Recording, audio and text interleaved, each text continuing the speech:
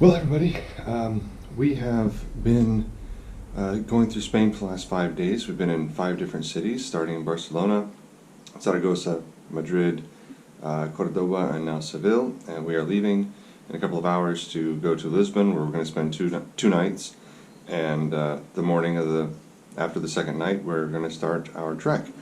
And since then, I've reduced my pack quite a bit, and so I wanted to show you what we're down to. I got the stuff that I'm wearing, which is a really light, sweat-wicking long sleeve shirt.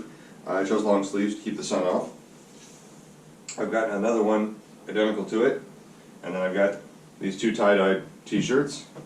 I got 4 pairs of underwear, another pair of shorts that are just like these, except they're gray. These are dark blue.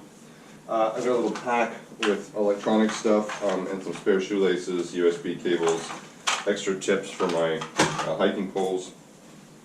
I found that keeping my ID and my wallet, or this is basically my wallet, I keep the cash in my pocket, but I keep my IDs, my credit cards, and my passports, and in here, and then it's got a little pocket in the front to keep like transit tickets if I'm taking the bus or something. I've got a really light windbreaker jacket, sleeping bag. This is a cool little just lint-free towel that you usually use for washing a car, but I found that you can put it over your shoulders like this, and it kind of like absorbs some of the friction that comes from the backpack straps.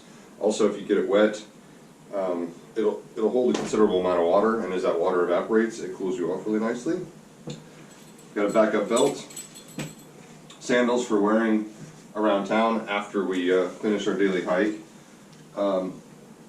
Another pair of really light sandals, just in case I need like shower shoes or something. These are my daily wear shoes.